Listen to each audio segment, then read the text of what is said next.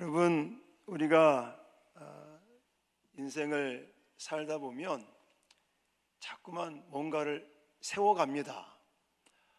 계획도 세우고, 또 사업도 세우고, 또 가정도 세우고, 목표를 세우고, 이것저것을 자꾸만 세우면서 내가 이것만 있으면 좀 좋겠다 하는 또 목표도 세우고. 그런데 그런 것들을 세워가는 건 좋은데, 이 과연 누가 주관적으로, 주도적으로 세워가느냐, 이것은 굉장히 중요한 거라고 생각이 되어집니다. 어떤 사람들은요, 돈이 왕이 되는 사람들이 있습니다. 그래서 돈 벌어서, 돈 모아서 그거에만 올인하는 거예요.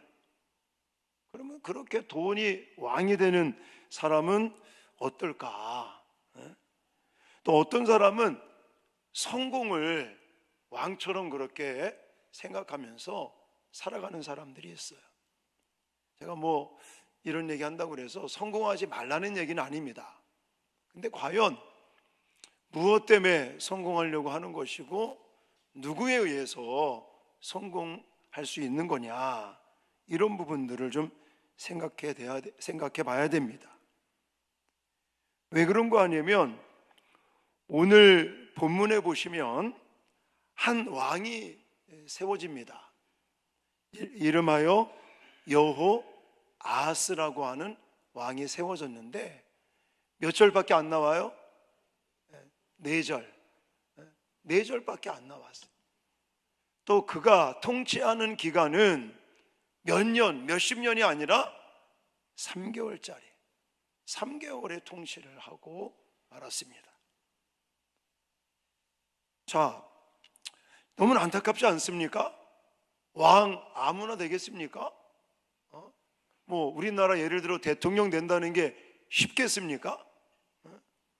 근데 왕이 되었는데 불과 3개월밖에 하지 못하고 폐위를 당했어요. 자, 이렇게 한 사람의 어떤 통치의 모습을 보면서 우린 단순하게 한 사람의 통치 이야기로만 생각할 게 아니라, 지금 한 나라가 무너졌고 이 한 사람의 통치 기간도 3개월밖에 안 되는 짧은 기간 동안 완전히 망하고 말지 않았습니까? 과연 왜 이렇게 되어지는 것일까? 아무나 될 수 없는 왕이 되었고, 또 나름대로 성공했다고 말할 수 있지 않겠습니까? 그런데 3개월짜리라는 거죠. 그는 외세가 와서 왕에서 이제는 폐위를 당하고 다른 왕이 세워지고 이름도 바뀌고, 이런 너무너무 안타깝고 끔찍한 이런 통치 이야기를 우리가 짧지만 4절에 걸쳐서 3개월의 기간 동안 이 소개하는 이 말씀을 통해서, 우리가 왕이 되는 건 아니지만, 대통령이 되는 건 아니지만, 우리의 인생살이를 어떻게 살아야 되는 건가, 이 부분을 좀 소개해 드리려고 합니다. 먼저, 사람이 세운 왕은 흔들릴 수 있다, 쉽게 무너진다, 이렇게 좀 말씀을 드리고 싶습니다. 자, 1절 말씀을 우리가 주목을 하셔야 되는데요. 자, 1절 말씀 같이 읽겠습니다. 시작. 그 땅의 백성이 요시아의 아들 여호아스를 세워 그의 아버지를 대신하여 예루살렘에서 왕으로 삼으니. 아멘. 이 구절 속에서 우리가 주목해야 될 문구는 그 땅의 백성이 세웠다라는 거예요. 자, 지금까지 유대 남유다 이 통치 이야기를 제가 계속해서 왕 이름을 불러가면서 다윗의 통치 이야기, 솔로몬의 통치 이야기 계속 말씀을 드리면서, 기억하십니까? 왕은 주로 누가 세웁니까? 하나님이 세우시는, 하나님. 다윗 처음에 그 사울 왕도 그랬고, 다윗 왕도 그랬고, 솔로몬 왕도 그랬고, 계속 이어지는 왕을 세우는 건 사람들이 세우는 게 아니라 누가 세웠다고요? 하나님께서 세우셨습니다. 근데 오늘 본문에 보면 하나님이 세웠다 뭐 이런 얘기가 한 번도 안 나와요. 오히려 1절 첫 번째 강조하고 등장하는 단어가 뭐냐면 그 땅에 백성이 세웠다, 이것이 강조되어지고 있습니다. 자, 요시야라는 왕이 꽤 괜찮게 나라를 통치했었습니다. 근데 그가 죽었어요. 그래서 백성들은 아마도 충격을 받았겠죠. 아, 이거 나라가 왕이 지금으로 말하면 대통령이 죽었으니 좀 위기감을 느꼈겠죠. 물론 이해는 됩니다. 지도자가 사라졌어요. 불안한 마음들이 생겼겠죠. 지금 뭐 애굽에서 으르렁거리죠. 북방에서 또 으르렁거리죠. 주변 국가들은 삼키려고 난리를 치고 있고, 지도자 왕은 죽었고, 이 끔찍한 일을 어떤 상황이 매우 불안하고 어려운 것은 맞습니다. 근데 이런 어려움 속에서 왕이 죽었으니 왕을 다시 세우려면 누구한테 여쭤봐야 되겠어요? 하나님에게 여쭤봐야 되겠죠. 근데 하나님에게 여쭤봤다, 뭐 이런 얘기는 단 한마디도 나와 있지 않습니다. 1절 첫 번째 나오는 것이 그 땅의 백성이 요시야의 아들 여호아하스를 왕으로 세웠다는 게 나와요. 자, 여러분 아마도 불안하니까 지금 막 애굽에서 쳐들어오려고 그러지, 북방에서 내려오려고 그러지, 주변 국가들이 으르렁거리니까 빨리 세우자, 그냥 불안하다, 뭐 그렇겠죠. 여러분 이게 문제라는 거예요. 이게 아무리 지금 급하고 아무리 불안해도 왕을 세우는 일인데 하나님에게 여쭤봐야죠. 가정에 문제가 생겼어요. 그러면 이게 불안하니까 답답하니까 어떻게 뭔가 좀 빨리 해봐야지. 물론 그런 생각이 들어도 우리 예수 믿고 하나님을 의지하는 사람들은 뭐 먼저 해야 되겠습니까? 엎드려서 기도 먼저 하고 하나님의 뜻을 구하고 하나님께 여쭤보는 저와 여러분들이 되어야 될 줄 믿습니다.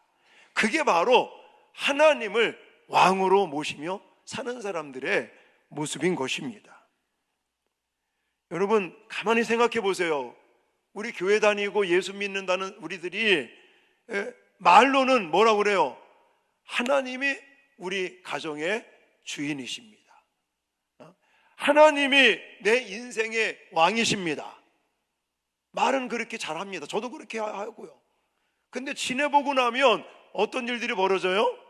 내가 왕에 대해 내가 결정하고 내가 모든 것을 처리하려고 그러고, 내 마음에 불안하니까 뭔가 그냥 빨리빨리 하려고 그러고. 왜? 믿음이라는 거는요 사실은 기다림이라는 말이 있거든요. 저도 동감을 합니다. 지금까지 어려서부터 교회를 다니면서 예수님을 만나고 신앙생활을 하고 목회를 하면서 느끼는 게 믿음이라는 거는 기다림이구나. 하나님의 음성을 기다리고 하나님의 때를 기다리고 하나님의 도우심을 기다리는 게 믿음인데, 우리는 말로는 하나님이 내 인생의 왕이십니다, 하나님께 맡깁니다, 하나님 의지합니다, 그러면서도 내 마음에 불안한 마음이 생기니까 기다리지 못하고 자꾸 내 생각대로 내 의지대로 내 바램대로 하려고 할 때가 너무나 많다는 거예요. 또 가정을 좀 생각해 보십시오. 어떤 가정들은요, 죄송합니다, 여자분이, 아내가, 엄마가 왕인 가정이 있어요. 아니 말로는 우리 가정의 왕은 하나님이라고 그래요. 근데 엄마가 기분 나쁘면 가정이 불화해. 먹구름이 껴막. 또 어떤 가정은요, 남자가 왕인 가정이 있어요. 남자가. 예를 들어 아빠, 남편. 그래서 이 남자분이, 아빠나 이 남편이 예를 들어 기분이 안 좋아. 그러면 가정 전체가 또 먹구름이 끼고 분위기가 안 좋아지는, 저는 이것도, 그러면 그 가정의 왕이 아내가 되기도 하고 남편이 되기도 하고, 또 어떤 가정은요, 애들이 왕이라, 애들이 그냥 그래서 애들에 따라서 또 가정 분위기가 맑았다가 또 뭐 먹구름 꼈다가 비 왔다가 막 이렇게 달라지는 경우들이 너무나 많아요. 사랑하는 성도 여러분, 과연 우리 가정의, 내 인생의, 또 우리 교회의 통치자, 왕, 그건 과연 누구일까라는 거예요. 하나님이신가? 난가? 다른 사람인가? 근데 사람이 왕이 되고 사람에 의해서 세워지면 뭐 한다고요? 흔들리고 무너질 수 있다라는 것을 기억하시기를 바랍니다. 오늘 우리도 자꾸 물어봐야 됩니다. 지금 내 삶에 실제로 움직이는 왕은 누구인가? 하나님인가? 우리가 말하는 것처럼 하나님이 왕이신가? 아니면 내가 왕인가? 우리 집사람이 왕인가? 애들이 왕인가? 돈이 왕인가? 이런 질문들을 자꾸만 던져야 되는데, 간절히 바라기는 다시 주님께서 우리 인생의, 우리 가정의, 우리 교회의 주권자, 왕이 되는 그런 은혜가 있기를 주님의 이름으로 축원합니다. 사람에 의해서 세워진 왕, 사람이 왕이 되면 뭐 한다고요? 흔들리고 무너진다라는 사실이에요. 또 본문에서 좀 나누고 싶은 것 두 번째는, 하나님 없이 세운 자리는요 오래가지 못한다고 좀 말씀을 드리고 싶어요. 자, 2절하고 3절 상관절을 같이 좀 읽겠습니다. 시작. 여호아스가 왕위에 오를 때 나이가 23세더라. 그가 예루살렘에서 다스린 지 석 달에 애국 왕이 예루살렘에서 그의 왕위를 폐하고. 아멘. 얼마나 안타깝습니까? 정말 되기 힘든 왕이 되었는데 너무 짧지 않아요? 3개월이라면? 3년도 짧은 것 같은데 3개월, 너무 안타깝고 짧은 것 같습니다. 자, 그러면 왜 그 자리에서 이렇게 빨리 무너졌어야 되는가? 저는 여기서 보이는 단어들이 아까도 말씀드렸지만 사람에 의해서 세워졌고 또 사람이 왕이 됐으니까 거기에는 하나님이 없어요. 오늘 여호아하스의 이야기를 가만히 읽어보면 하나님이 어떻게 했다, 뭐 하나님이 이런 단어가 단 한 번도 나오지 않습니다. 그거는 저는 제가 해석하는 건, 이분의 어떤 자리는 사람에 의해서 세워졌고 또 사람에 의해서 왕이 됐으며 뿐만이 아니라 하나님이 없는 자리구나, 이런 생각이 되어지는 거예요. 그러니까요, 이 말은 무슨 말이냐면, 하나님 없이 사람에 의해서 뭔가 우리가 왕이 되어서 하잖아요. 그러면 결국은 세상에 다스림을 받게 된다라는 거예요. 하나님이 왕 계시오. 그리고 사람에 의해서 왕이 되니까 대번 애굽이 쳐들어오잖아요. 그리고는 뭐를 합니까? 애굽 왕이 예루살렘에서 그의 왕위를 폐했다. 뿐만이 아닙니다. 3절 말씀 가요. 3절 또 한번 읽겠습니다. 시작. 애굽 왕이 예루살렘에서 그를 폐하고 또 은 100달란트와 금 1달란트를 그 땅에 벌금으로 내게 하니. 아멘. 벌금으로 내게 했다라는 이 단어는 단순하게 뭐 세금을 거두었다 이 정도가 아닌 거예요. 제가 한번 이거를 좀 사전을 찾아보고 계산을 해보니까 은 100달란트라고 말한다면 약 3,000kg이 된다고 그러더라고요. 3,000kg. 그걸 돈으로 환산하니까 보통 은 1kg에 지금 우리가 지금 이 시대에 시세가 한 360만 원대가 된다고 그래요. 은 1kg에, 그리고 금은 한 달란트라 그래. 한 달란트, 이게 작은 게 아닙니다. 금 한 달란트는 30kg 정도가 된다고 그래요. 그러면 1kg에 얼마인지 아십니까? 1kg에 우리가 하는 거는 그냥 한 돈, 두 돈 이거잖아요. 근데 1kg, 이것은 약 2억 2천만 원 정도가 된다는 거예요. 이걸 그러니까 지금의 화폐로, 지금의 어떤 단위로 환산을 해보니까 약 한 200억 정도가 되더라고요. 200억.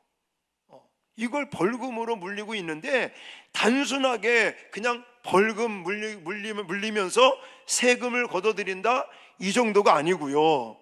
이것은 그냥 말 그대로 통제한다는 의미를 가지고 있고, 뿐만이 아니라 이렇게 세상의 다스림을 받게 되면 결국은 값을 치러야 된다라는 거예요.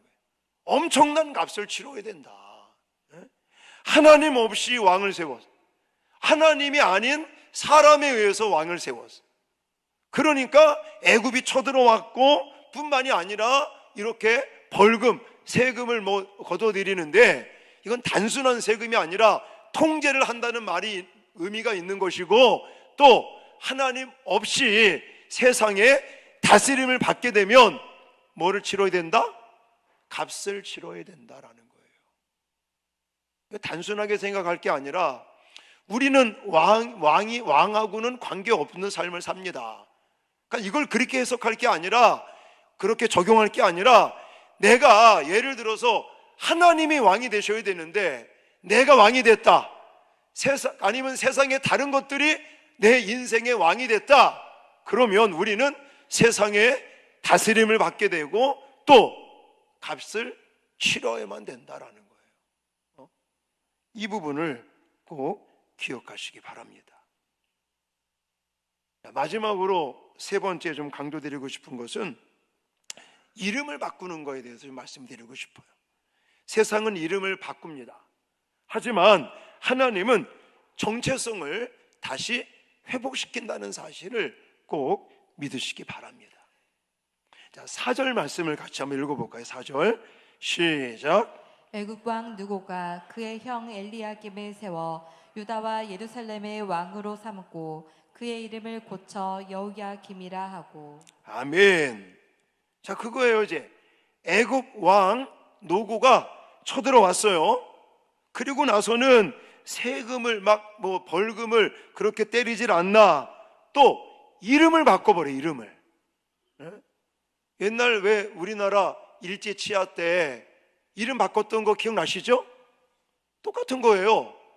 그냥 단순하게 이름을 바꾸는 정도가 아닙니다. 이름을 바꾼다는 것은 정체성을 무너뜨리는 거예요. 여러분, 우리나라가 일제 치하에 이름을 바꾸라는 것은 대한민국 국민으로서의 주권을 상실하고 대한민국 국민으로서의 정체성을 이제 잃어버리게 됐던 거죠. 그러니까 우리 온 대한민국 사람이면 일본에 대해서 좋은 감정을 가지고 있는 사람 별로 없습니다. 오늘도 이제 나와서 선교 보고를 하겠지만, 우리 박이슬 청년이 일본에 1년 동안 단기 선교를 이제 갔다 와서 오늘 보고를 1부에 배태했고 또 2부 때 할 건데, 우리 이슬이도 그거예요. 왜 하필이면 일본이냐, 그런 생각을 했고 그런 또 이야기를 들었다고 그래요. 그 정도로 우리나라 일본에 대해서 별로 감정이 좋은 사람이 없을 거예요. 이유가 뭐예요? 우리의 주권을 다 빼앗았어요. 우리의 이름을 바꿨다는 것은 우리의 정체성을 무너뜨렸다라는 거예요. 자, 우리가 이 시대에 이름을 바꾸는 것은 사실 좋은 의미에서 이름을 바꾸죠. 옛날처럼 주권을 상실하고 정체성을 잃어버린, 이렇게 이름 바꾸는 건 아니지 않습니까? 근데 여기 오늘 이 본문 속에서 이름을 바꾸는 이 사건을 보면서는 우리는 그리스도인으로서의, 하나님의 자녀로서의 정체성을 잃어버리고 있지는 않는가, 이것을 한번 생각해 봐야 된다는 거예요. 이게 좀 어려울 수 있는데 아닙니다. 무엇이냐면 세상은, 사탄 마귀는 자꾸 우리를 뭐 하겠습니까? 정죄합니다. 봐라, 너 안 된다. 넌 끝났다. 너 실패했잖아. 이게 바로 이름을 바꾸는 거와 똑같다는 거예요. 우리는 하나님의 자녀예요. 물론 세상에 살면서 우리가 죄도 짓기도 하고 실패하기도 하고 넘어지고 자빠지지만 하나님은 뭐라고 그러십니까? 하나님은 결코 정죄하지 않는다 그래요. 로마서 8장 1절에도 그리스도 예수 안에 있는 자에게는 결코 정죄함이 없나니 그래요. 그건 뭐라고 그랬어요? 무죄야 라고 말하는 거라고 그랬어요. 하나님이 우리한테 말씀하시는 것은 무죄다라고 말씀하시거든요. 근데 사탄 마귀는 자꾸만 우리한테 뭐라고 그래요? 너 죄인이야. 너 죄 졌잖아. 봐라, 너 또 실패했잖아. 너 안 돼. 그게 바로 이름을 바꾸는, 정체성을 무너뜨리는 거와 똑같다라는 것입니다. 사랑하는 성도 여러분, 이렇듯 세상은, 사탄 마귀는 우리를 다스리려고 그래요. 우리를 통치하려고 합니다. 그리고 우리에게 뭔가를 빼앗아 가려고 그래요. 뭐 처음에는 뭔가 막아주는 것 같고 우리를 도와주는 것 같지만 아닙니다. 성경은 뭐라고 그래요? 죽이고 빼앗고 멸망시키는 거라고 그래요. 예수 그리스도가 이 땅에 온 것은 양으로 생명을 얻게 하고 더 풍성히 얻게 하려 함이라고 말씀하고 계십니다. 그러면서 성경에는요, 우리한테 결코 실패자다, 너는 안 돼, 너는 죄인이야 라고 말하지 않습니다. 우리한테 너는 하나님의 자녀야, 너는 내 것이야, 내가 너를 지명하여 불렀고 너를 하나님의 자녀된 권세를 가지고 살아갈 하나님의 아들, 딸들이야. 할렐루야. 내가 죄가 없어서 그런 게 아니라고요. 우리가 죄를 안 짓기 때문에 하나님이 그렇게 말씀하시는 게 아니라 단 한 가지, 예수 그리스도의 십자가 보혈로 말미암아 우리에게 물론 죄를 지었고 있지만 결코 정죄함이 없다. 너는 하나님의 자녀다. 너는 할 수 있다. 내가 도와주마 라고 하나님은 말씀하십니다. 그렇게 자꾸 우리의 정체성을 상기시켜 주시고 우리에게 용기를 주시는데, 세상은, 사탄 마귀는 우리를 다스리면서 뭐라고 말합니까? 너는 안 되는 사람이야. 너 실패자야. 넌 할 수 없어. 그렇게 우리의 정체성, 우리의 이름을 바꾸는 그런 역할을 세상이 하고 사탄 마귀가 한다는 사실입니다.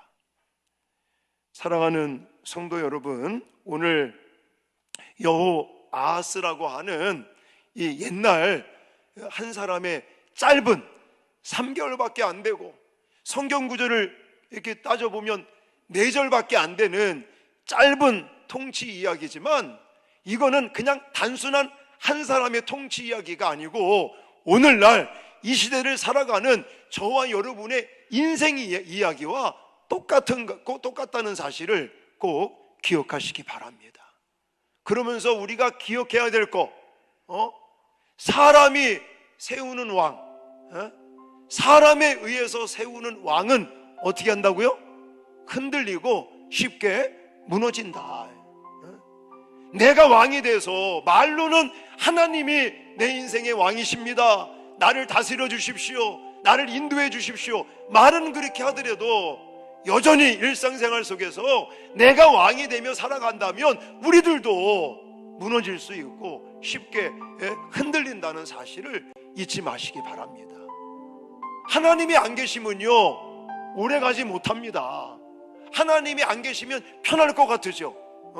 내 마음대로 할 수 있고 내가 바라는 거 다 할 수 있고, 천만의 말씀이에요. 사랑하는 성도 여러분, 우리가 하나님 없이 또 인간에 의해서 세워지고 진행되는 일들은 오래가지 못합니다. 그리고 나중에 쉽게 무너지고 흔들린다는 사실들을 잊지 마시기 바랍니다.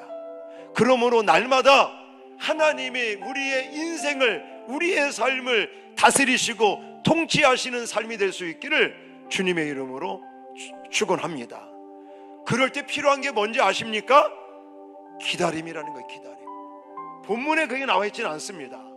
근데 저도 어려서부터 신앙생활을 해왔고, 또 교회 신앙생활을 하면서 또 고등학교 때부터 목사가 되겠다고 소원 기도하고 신학을 하고 오늘에 이르기까지 목회를 하면서 신앙생활을 하면서 믿음 생활을 하면서 제 마음 가운데 믿음이라는 거는 기다림이구나.